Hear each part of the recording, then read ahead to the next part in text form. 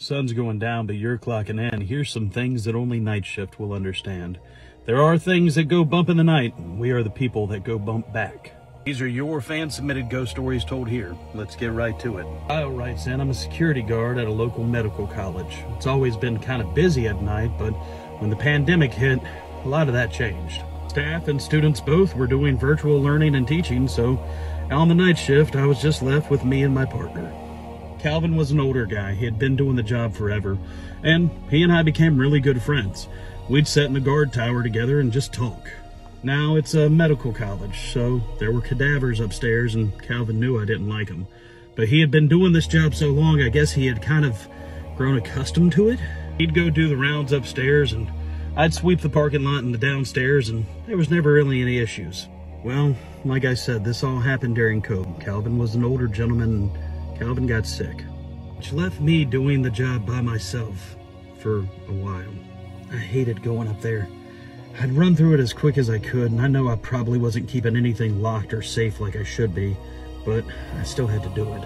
One night in July, there was a horrible thunderstorm and the power went out, which meant now I had to go through and manually lock and check every single door.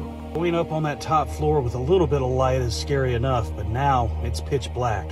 I head up to that top floor and I can hear doors being locked, and I can hear things moving. I shine my flashlight down the hall thinking I'm gonna see something terrible, and it's a familiar face.